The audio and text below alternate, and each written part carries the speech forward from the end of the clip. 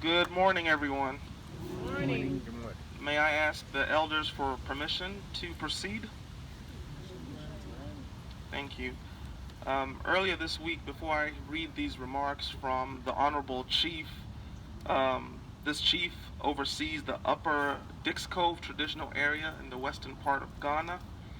Before I jump into his apology letter, earlier this week, my dear sister Anita Dixon called me and asked if I could be here today to read this letter. And immediately I was thinking, that's not going to happen. Because she knows I can't read, number one. And number two, I just don't like putting myself in a position that has so much responsibility. And I'm really treating this endeavor this morning with a lot of humility and responsibility.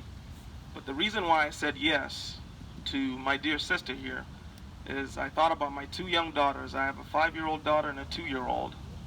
And in thinking about their DNA, contained within their blood is the blood of enslaved people, is the blood of the enslavers, it's the blood of the colonized and the colonizer.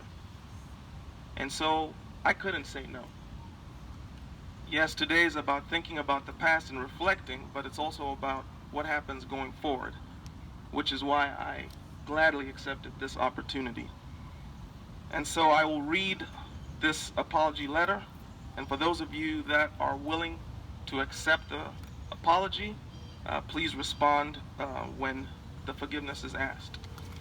And the letter reads, "The coming together of Africans from Africa and the diaspora in Kansas City is one of the most important connections in the world today. This opportunity today gives us a chance to have the most important of conversations that must happen between our people in addressing the transatlantic slave trade that forever changed people of African descent from continent to continent. The knowledge of this lies in our shared DNA, and today we seek forgiveness from our own, those of who survived the horrors of centuries of enslavement across the globe. On behalf of the people of Ghana, we ask for your forgiveness. Forgive me. Thank you.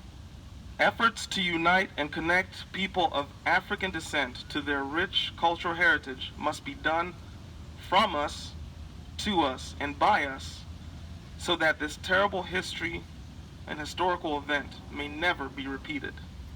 Again, we ask for your forgiveness. We gather on this sacred, hallowed ground of the Quindaro Underground Railroad heritage site, preserved as evidence of our shared endurance in the face of adversity and death. And we pray for the preservation of this freedom site, and we seek assurance that it will always stand as testament of our collective strength and as a reminder of our coming together today. And again, we ask for your forgiveness.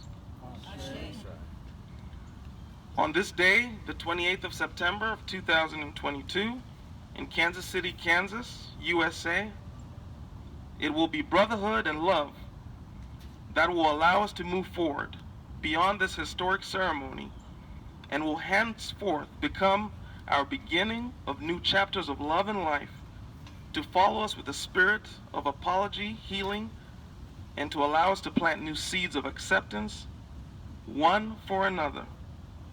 This letter was written by the Honorable Oprempong Hima Deki XIV, who serves as the Overlord of the Dix Cove area in Western Ghana and serves as a paramount chief for that area.